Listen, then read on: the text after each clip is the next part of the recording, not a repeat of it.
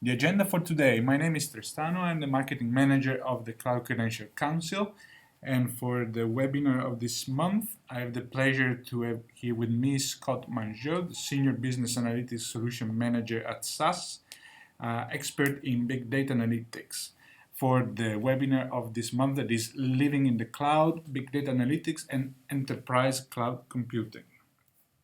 Let's start with a quick presentation of the Cloud Credential Council. So, the Cloud Credential Council is an independent and vendor-neutral organization. It's based in California, Palo Alto, with membership that includes user organization, vendors, professional association, and international certification bodies. The CCC has developed a professional certification program for cloud on top of the Cloud Essential certification. Organizations like Microsoft, IBM, HP, Dell, and more have then participated in designing and development of the full program. So far, we can say that it's a global not-for-profit organization with more than 300 members, increasing. So, a little bit of history of the CCC. CCC started in 2010 when bank ING decided to consolidate data centers and adopt cloud. And they realized that it was necessary to create a specific training for all the employees. From there, the CCC has collected some cloud experts that work at, for example, VMware, Cisco, IBM, HP, and they contribute to course and exam development. So at that point, Cloud Essential first, and then Virtualization Essential was created. Then the development went on, and advanced courses were started with input from cloud experts that work at leading cloud computing companies, like, for example, HP or Cisco. And they moved forward and they created all the professional series for all the job roles that we have individuated, like administrator, developer, and so on. Recently, very big company like Citrix and the Interpol have used the CCC to develop specific training or to adopt it internally. So the certification schemes of the CCC is composed by an associate level that has a Cloud Technology Associate and the Big Data Foundation certification, and those are recommendations for who are interested in then taking professional cloud administrator, developer, security manager, service manager, and solution architect. The accreditation scheme, it's important because in order to get accredited, you have to understand that it's necessary to follow the CCC accreditation scheme. Training must be organized by CCC accredited training partner and delivered by CCC accredited trainers using CCC accredited courseware material. This provides a standard of quality at all levels. So training partners are assessed directly by us, by the CCC, and all the trainers must bring proof of experience and need to pass the exam with high grades. So, and the last check is that the CCC courseware has to be accredited directly by us. Okay, so I will now give the voice and the control to Scott that is going to run the next presentation. Excellent. Okay, well, without further ado, I'll get started here. So I'm going to be talking about big data analytics and enterprise cloud computing. Well, it's a very detailed topic. We could easily spend several hours. So my intention really is to give an overview. I've seen that a number of you come from training and consulting and have some cloud experience and a little less analytics experience. So I'll just cover the basics of cloud and go into a little more detail about cloud analytics. And one way to do this is to address the why, the what, the how, and the who. And before I get started, I'll just briefly introduce myself. I've been working with computers for almost 30 years now, and mostly in data-intensive roles and consulting and solutions development roles. My current role is at SaaS. I'm based between London and Amsterdam, and I'm a senior business solutions manager. So I travel around Europe, Asia Pacific, and produce solutions using the SaaS platform. I also have experience at Deloitte, and I see that Microsoft, Intel, and Cisco are part of the Cloud Credential Consortium, and that I have a number of colleagues who work in those organizations. So if you like today's presentation, and because we only have a short time together, there are a number of other presentations I've given at universities and at conferences on YouTube. So if you put my name into YouTube, there are some more detailed presentations on the topics of analytics and on specialty areas such as cognitive analytics. So to get started, well, I won't spend too much time talking about how good SaaS is, but I will just mention that SaaS is the market leader in analytics, software, and solutions. And as I've had exposure to the technologies we're going to talk about today, and SaaS indeed is very involved in cloud-based analytics. So the topic has many detailed specific areas, which is data analytics. We could easily talk for a full day about text analytics, for instance, but in order to focus our summary, I'll just take the general structure of talking about cloud analytics in terms of technologies, processes, and people, and by that I mean data engineering, data analysis, and decision making in organizations. So, in other words, to explain the what, the how, and the who of cloud-based analytics. But to get started, I'll just perhaps start with the why, which is the business level question about why we would want to implement or pursue big data cloud analytics. And really, it's perhaps a bit of a no-brainer, which is just the sheer explosion of data we're experiencing in today's world. And this is sort of a what could be called a virtuous cycle of many of the new technologies surrounding big data, which are mobile platforms, web-based platforms, data analysis systems, real-time systems. These are both consumers of big data and producers of big data, which is that almost in a cycle we're seeing more and more data being generated by the very systems that run off of big data, and that this data is increasing in volume, which is the sheer amount of data, the velocity, how quickly it's coming at us, the variety of data types, and the complexity. So you may have seen, for instance, this interesting representation of what's happening in terms of data online in 60 seconds. And you know, this is just a representation of some of the more popular and known systems or services available on the web. But if we just think about how many tweets, YouTube videos, Gmails, or Amazon transactions are occurring every second, it's truly remarkable. So this is all data that's being generated and stored in systems. We're also seeing that there is increasingly the growth of cognitive computing, such as IBM's Watson, which is also known under the rubric of artificial intelligence, although that banner, I think, has somewhat come under criticism. But they're increasingly, we're seeing systems themselves operating, making judgments on, and generating data themselves, such that we have the ability of expert systems to consume and produce data.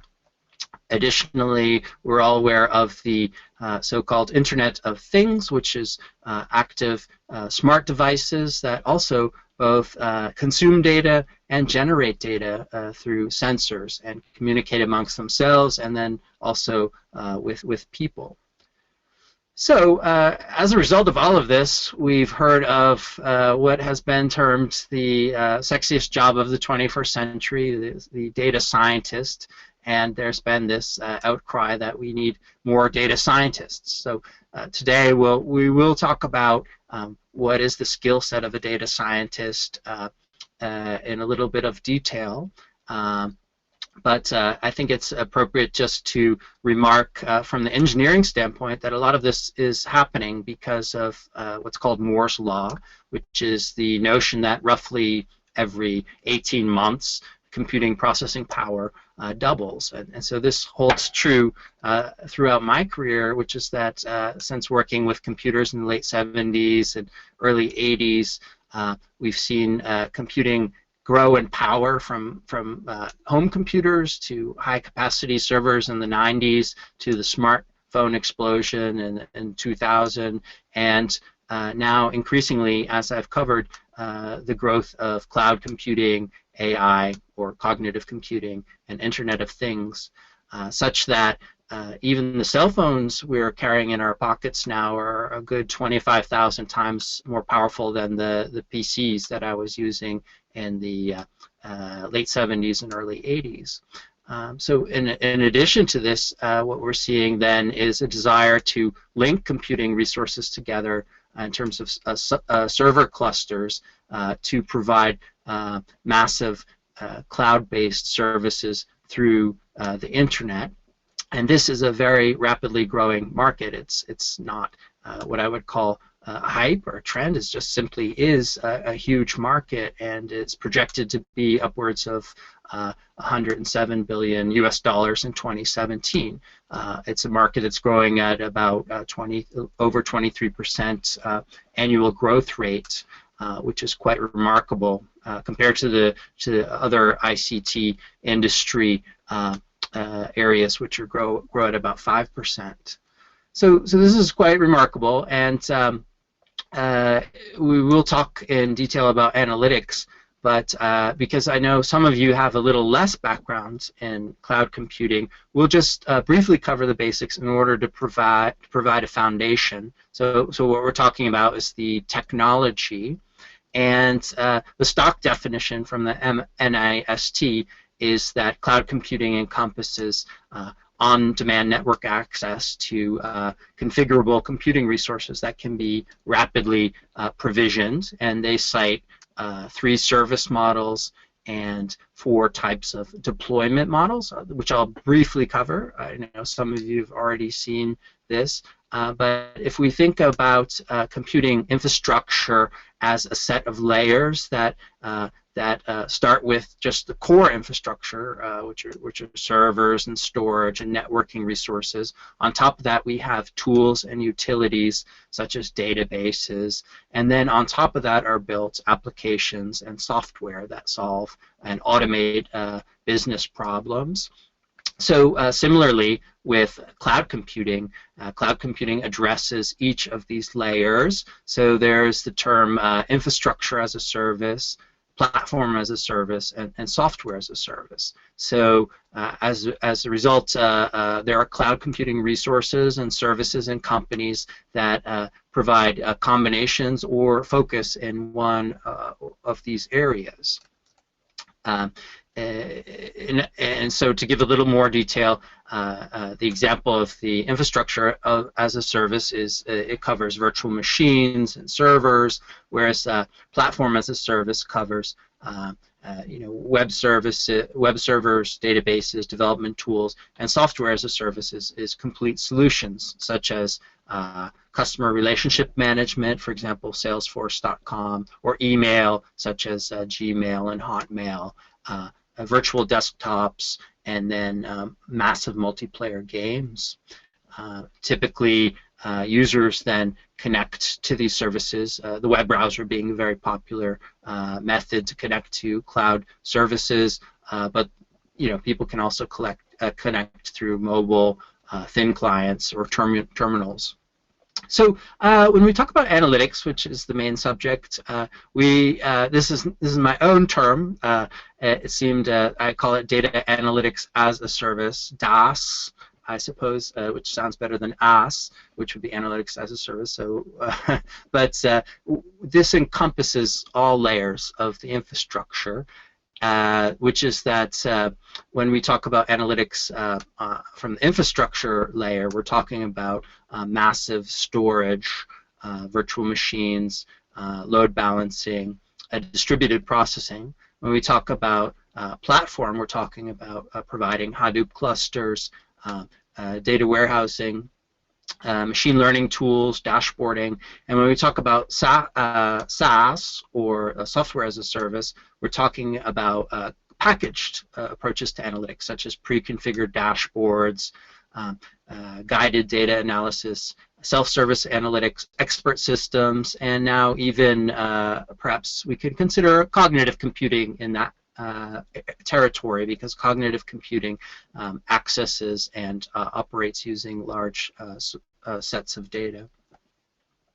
So the deployment models for the cloud then are span from private or internal clouds, which some companies choose to deploy, to reserved clouds that run outside of the traditional organization or server farm in remote locations, but which are secured, and then public resources, which can also be secured or securely accessed.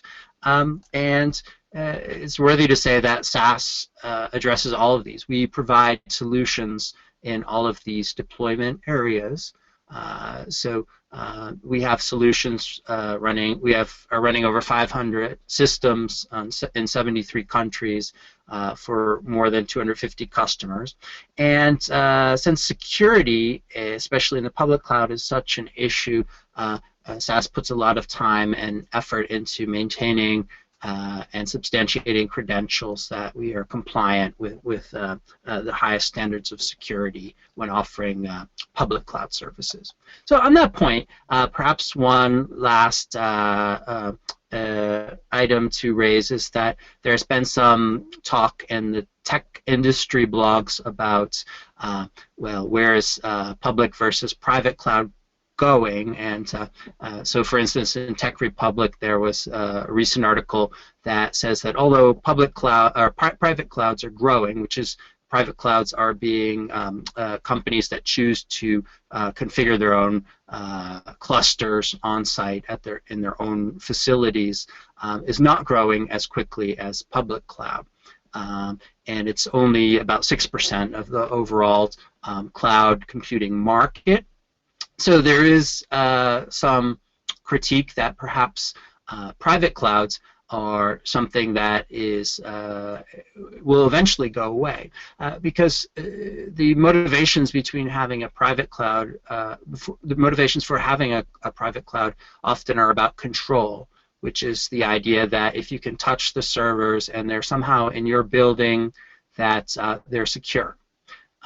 And this may even be a generational issue, because increasingly we're seeing that the public cloud infrastructure has very high services related to encryption and related to securing connections, such that it may even be the case that a computer sitting next to one's desk is infested with a botnet infection, and that there are hackers from many different countries, serving pornography off that computer. Whereas in the cloud, it's being maintained by expert engineers and who are up on the very latest security standards. So it's worthy perhaps to note that that the private cloud is maybe something that will go away eventually as people gain more comfort with the notion of storing their data remotely and accessing it remotely.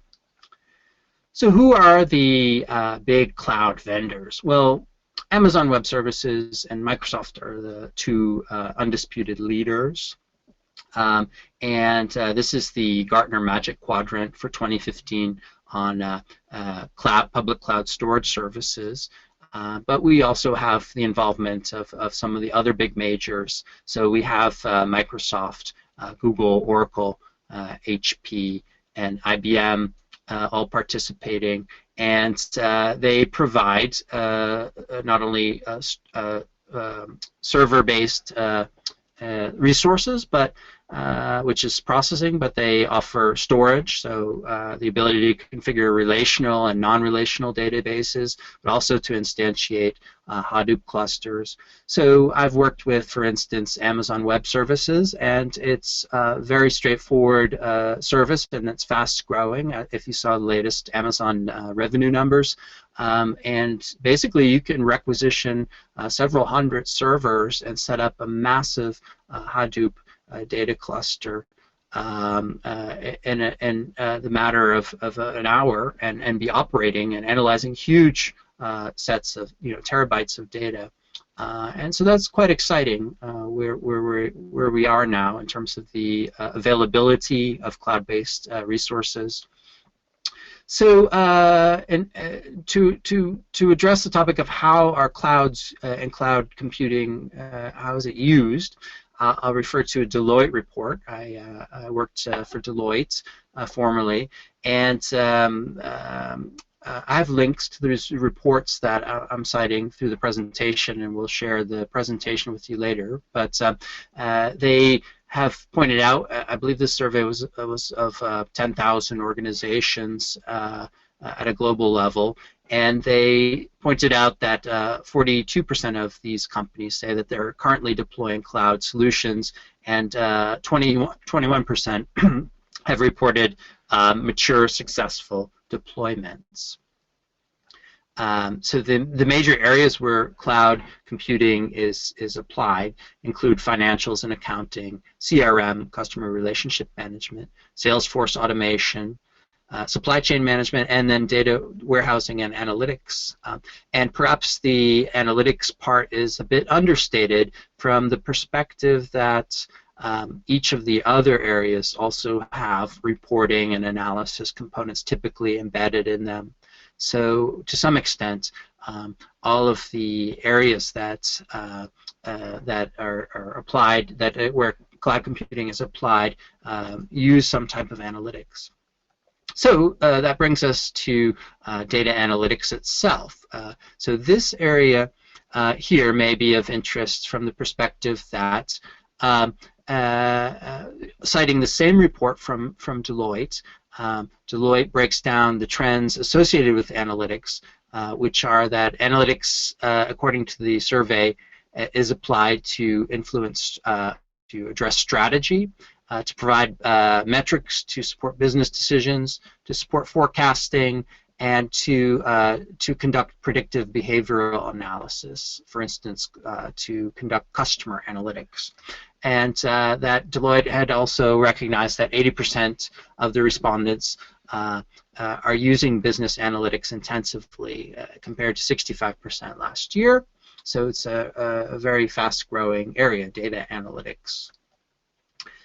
So in terms of addressing what is data analytics, I think a very simple way to describe it is to consider that data analytics addresses what happened, which is to describe the past, what are trends, which is to predict the future, and then what to do, which is to optimize systems.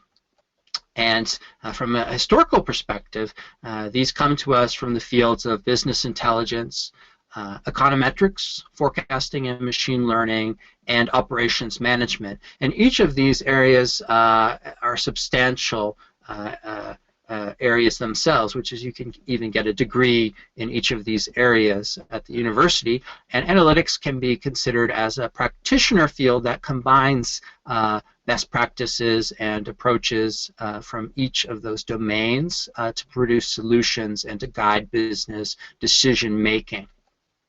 So, you know, it's very easy to go into detail and to start confusing people about analytics. And I do feel that some people are quick to jump into mathematical formulas and algorithms. But what I'll do is give you a quick overview of what analytics techniques, so you can just understand that in essence they are somewhat simple, which is that analytics can be applied to explore large sets of data in order to identify patterns. So one of the techniques applied is cluster analysis. So the cluster analysis is simply looking at self-similar groupings in large sets of data. So if we think about a set of data about customers, for instance, for a bank, we might be interested to identify how our different customers pay their mortgages, that some are struggling with mortgage payments, some are doing very well and have an appetite for new products, and others may be looking for instance, home improvement loans. And so what we can do with cluster analysis is we can use statistical analysis to identify self-similar groupings in sets of data that may not have been apparent from the business experts. So it's a statistical technique that validates and identifies self-similar groups in large sets of data. In addition, we can apply another type of exploratory technique, which is linear analysis, which is to separate groups according to some criteria. So we can separate customers according to their ability to pay versus customers who look like they may default on a loan, for instance. And so this may apply, for instance, regression analysis to identify these self-similar groups. So as well, linear analysis can help us to look at trends and patterns over time. So regression analysis can help us to chart, for instance, the movement of stock or commodity prices or property prices over time. And once we've identified a trend, we can use that to project into the future and to make predictions. So, of course, this is of interest to businesses who want to make decisions about the future movement of prices or dynamics. And so we can use analytics to try to predict. Predictive analytics can also help us to identify patterns and to identify anomalies. So I have done several projects in the area of fraud analytics, and one of the key methods in fraud analytics is to identify outliers or people who are doing unusual things compared to the major trends in order to investigate whether fraud may be occurring. So the ability to use computer algorithms to identify trends and self-similar groupings and also to forecast can help us also to identify potential violations or anomalies that require further attention. So it's also appropriate to say that a particular observation may be anomalous with reference to a context or condition, and that analytics can help us to identify these conditions to better understand phenomenon. So if we look at, for instance, buying behavior in customers, we may see that there's a seasonal variation, that they may buy our products in certain times of the year, and we may use that information to try to optimize our supply chain, for instance, or to prepare for larger volumes of purchasing.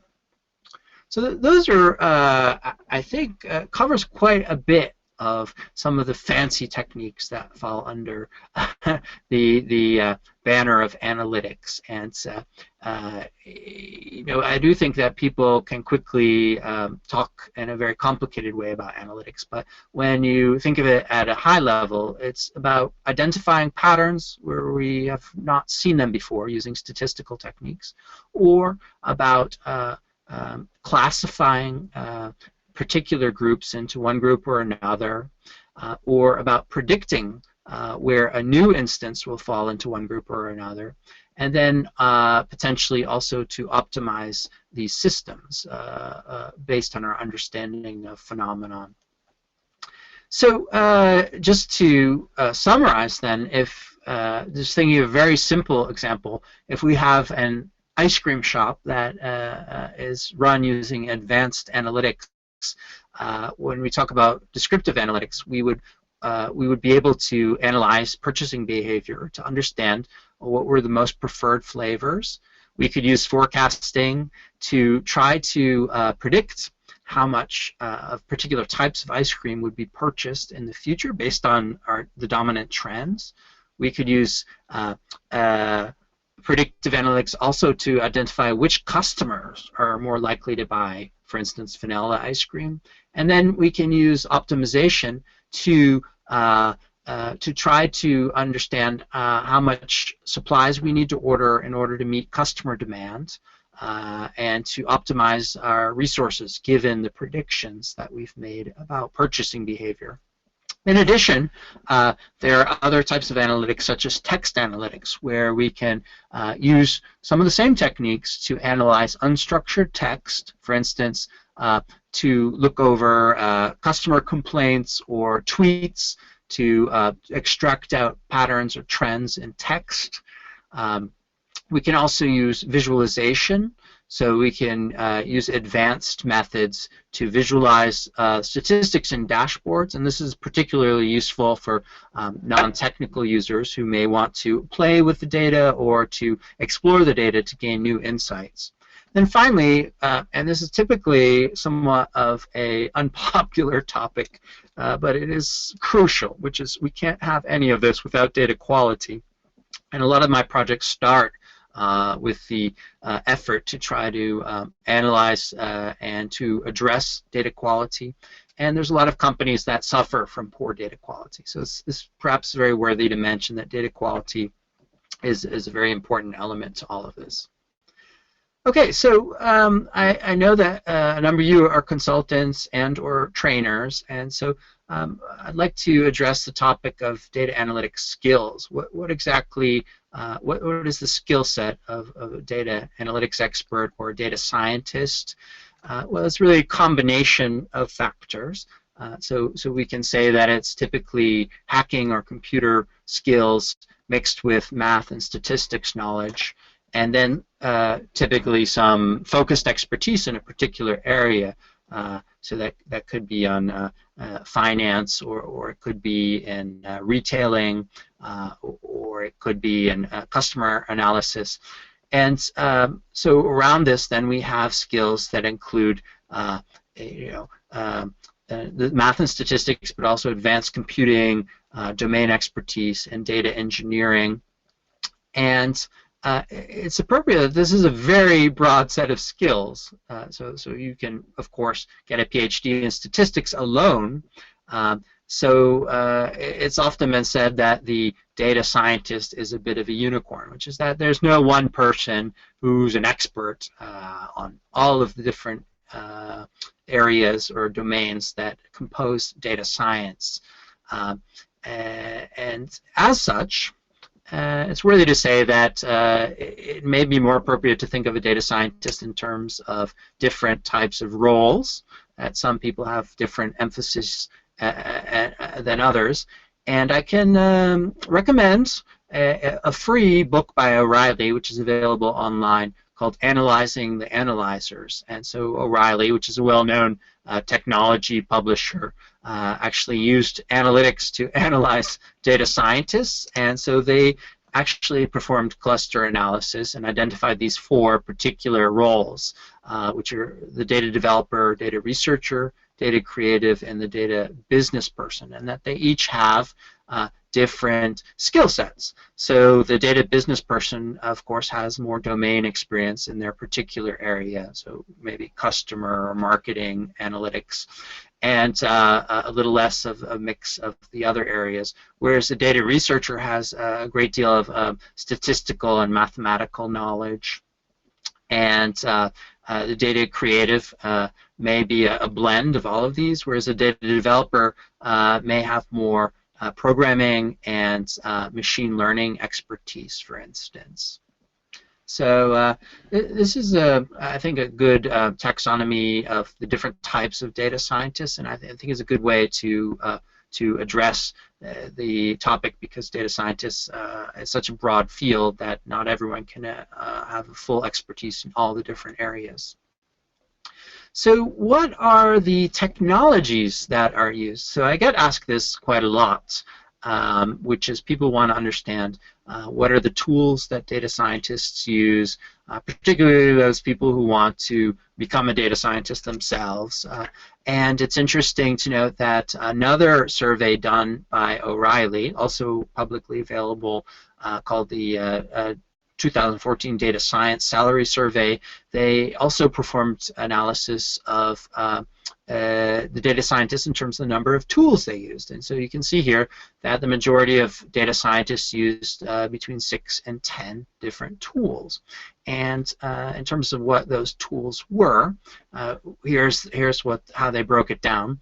And I will mention as a caveat that we have mixed in here operating systems, databases or data sources, programming environments, and actual packaged commercial analytics tools. So it's a broad combination of different technologies. So, but we do see here, for instance, that R and Python are quite heavily used. They're both open source and free. SaaS, of course, is very heavily used, and you know, we see different programming languages also here, and a lot of the Hadoop types of Apache Hadoop ecosystem tools being used. And in order to give a little bit more detail, the Data Science Salary Survey also broke down 5 clusters of tools that were being used by data scientists. I think this is quite interesting because it points out that data scientists are working in different technical domains and commercial domains. So cluster 1 out of the 5 clusters could be called the enterprise computing cluster, which is the people in this environment are heavily using Windows and commercial tools to conduct analytics. So SPSS, which is IBM, and SaaS, the Oracle database system, are being heavily used by commercial computing data analytics experts. Whereas cluster 2 here is what we might call the Hadoop big data analytics experts. So these are tools that are associated with the Apache Hadoop project broadly. So we have not only the Hadoop platform, but we have also Spark, Pig, Manhout, which are various tools that are used to conduct data analysis on the Hadoop platform. So they're also more typically using a Unix or Linux-based environment. And may also be using, for instance, cloud-based resources such as Amazon Web Services. So the remaining 3 clusters then, we have cluster 3, which are the open source data scientists, and it's difficult to generalize, but I might say that a lot of students coming out of program in data analytics might fall into this category because it's very easy to learn and train on free open source tools. So we see Python and R here. And we could anticipate that these people have been using freely available open source tools. Whereas we have down here cluster 4, and this is what I would call the web-based analytics cluster. And these people are more tied to using the Mac platform to develop web-based tools and solutions for data analysis. So using JavaScript, Ruby, and D3, which are scripting approaches to doing, for instance, visualization for D3 and data analysis. So these people are typically deploying web-based solutions to do intensive data analysis and visualization.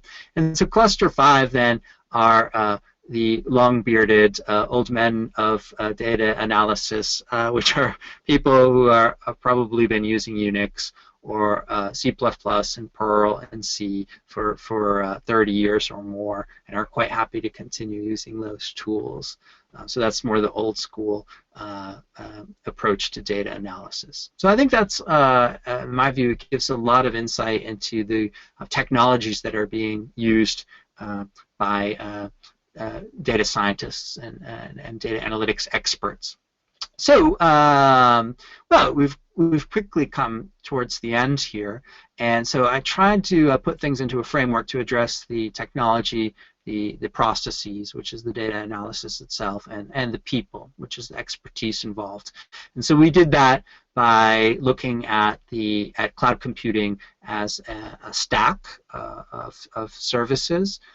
We talked about data analytics in terms of to try to simplify and demystify the methods that were used to conduct data analysis. We talked about data scientists themselves in terms of how they fall into some key categories, and also in terms of the particular tools that they use and apply. And I think that I hope in a very short span of time combines big data, cloud computing, and data analytics, data science, which is all of which are substantial topics, but I hope may help you to link them together in your mind and get started, whether that be in commercial consulting or in training. So with that, I think I'll bring things to a close. I really appreciate your time and patience, and I'd be happy if people are interested to address any questions that might arise. Scott, thanks. Thank you very much for this wonderful presentation. I'm getting question. So what training roles would you recommend for a person who wants to make a career in big data who has no programming skills?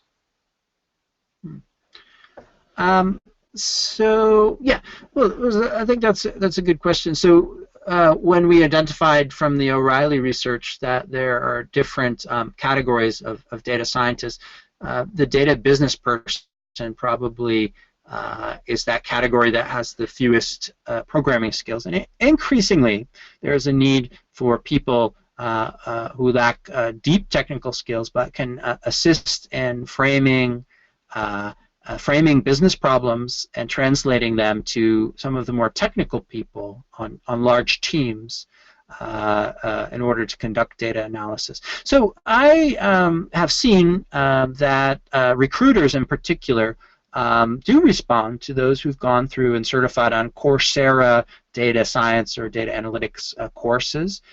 So one way to get started would be to pursue a track of getting a data science certificate off of Coursera. So Johns Hopkins University, for instance, offers, I believe, 8 or 10 courses that are linked together, which you can certify, which gives you a data science certificate.